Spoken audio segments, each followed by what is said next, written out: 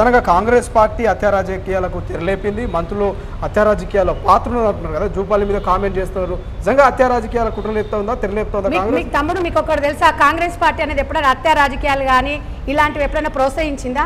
ఎప్పుడు ప్రోత్సహించదు. ఎవడోడో కొట్టాడుకుంటే మంత్రికి ఏం సంబంధం అండి? మంత్రి ఉండొచ్చు, నియోజకవర్గం ఉండొచ్చు, ఊరు ఉండొచ్చు, అయినంత మాత్రాన్ని ఏమన్నా వీళ్ళకి ఏమన్నా వచ్చేది ఉందా? ఇలా కేటీఆర్ ఆయన చెప్తున్నాడు, టీవీలలో చెప్తున్నాడు 200 కిలోమీటర్లు ప్రచారం ఆపేసి ఇవాళ వచ్చినామని అంటే, మరి మీకు 200 కిలోమీటర్లు ఈరోజు అంటున్నారు. నేను అడుగుతున్న సింగరేణి కాలనీలో చిన్న పిల్ల 3 సంవత్సరాల అమ్మాయి మీద అత్యాచారం జరిగినప్పుడు ఈ నా గార్దనా కొడుకు కేటీఆర్ ఎక్కడ పోయినా నేను అడుగుతున్నా. ఆ రోజు అమ్మాయి 3 సంవత్సరాల అమ్మాయి మీద అత్యాచారం చేసి చంపేసినప్పుడు ఈనా కొడుకు ఎక్కడ పోయిండు, వాళ్ళ చెల్లి ఎక్కడ పోయింది, కేసీఆర్ ఎక్కడ పోయిండు, హరీష్ రావు ఎక్కడ పోయిండు, ఇవాళ సంతోష్ రావు ఎక్కడ పోయింది? సిగ్గు లేకుండా మాట్లాడుతున్నారే కాంగ్రెస్ పార్టీ గురించి. కాంగ్రెస్ పార్టీ గురించి మాట్లాడే అర్హత మీకు లేదు.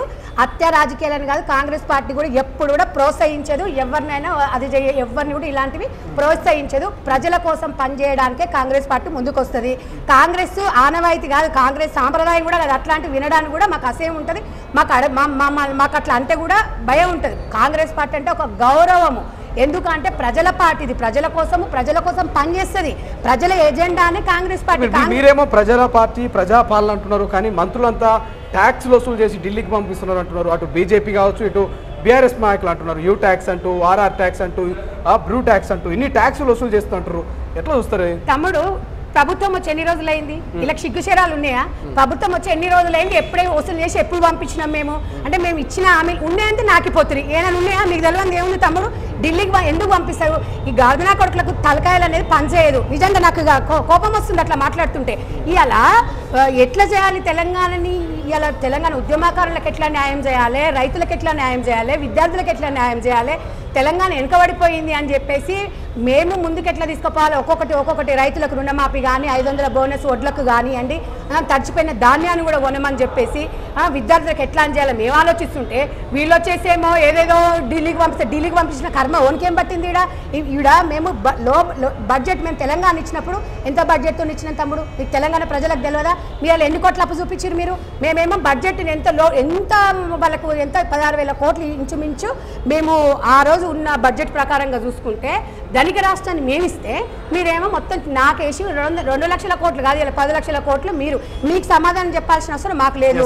సంజయ్ రెడ్డి గారు ఫైనల్గా ఏం చెప్తారు? గతంలో దశాబ్ది ఉత్సవాలు నిర్వహించినటువంటి బీఆర్ఎస్ కు, ఇప్పుడు తెలంగాణ ఆవిర్భావ పేరిట దశాబ్ది ఉత్సవాలు నిర్వహిస్తున్నటువంటి కాంగ్రెస్ కు తేడా ఏముండబోతున్నది? ఒక్కటే తమ్ముడు, బీఆర్ఎస్ పార్టీ ఉనికి కాపాడుకోనికే ఇవాళ తెలంగాణ కోసం పుట్టిందని వాళ్ళు అది చేసుకున్న షోకు టప్ చేసుకున్నారు తప్ప, ఇలా ఆర్ట్ఫుల్గా ఇలా సోనియా గాంధీ గారు కానీ పీసీసీ అండ్ మన సీఎం రేవంత్ రెడ్డి అన్న తెలంగాణ అమరవీరుల కుటుంబాల కోసము ఇది సంతోషంగా ఇలా ఆర్ట్ఫుల్గా చేస్తున్నాం.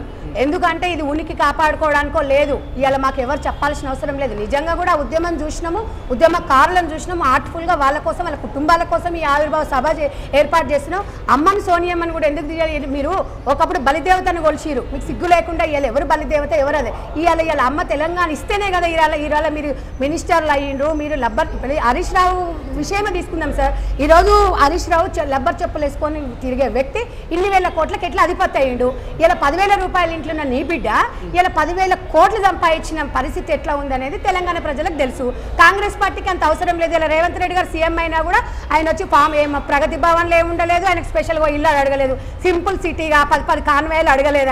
ఆయన ఉన్న కాన్వాయ్లనే పోతున్నాడు. సింపుల్గా ఉన్నారు. రైతు బిడ్డ ఇలా రైతు పక్షం, ఎందుకంటే రైతు బిడ్డ కాబట్టి రైతుల గురించి మహిళలు కూడా అక్కజల్లలో ఎట్లా మంచిగా ఉంటే బాగుంటుందన్న ఒక ఆతృతతో ఆయన ముందుకెళ్తున్నారు తప్ప ఆయన ఆర్భాటాల కోసం, ఆయన కుటుంబం కోసము గవర్నమెంట్ వాడుకోవడం ఎక్కర్లేదు. మీరు అందరూ చూస్తారు. ఇంత సింపుల్గా ఉంటాడా రేవంత్ రెడ్డి? మేము కాదు, ఎవరు మామూలుగా కార్యకర్తలు వెళ్ళినా కూడా అందరినీ అప్పట్లాగా పీసీసీ అంతకుముందు ఎంపీ ఎట్లా ఉన్నాడో ఎమ్మెల్యే ఎట్లనో అట్లనే చేసి మాట్లాడతాడు. ఈ నా కొడుకులు ఎప్పుడన్నా వచ్చేసి ప్రగతి భవన్ కాల్ దగ్గరికి ఒక ఎమ్మెల్యేకే టైం ఇవ్వలేదు కేసీఆర్.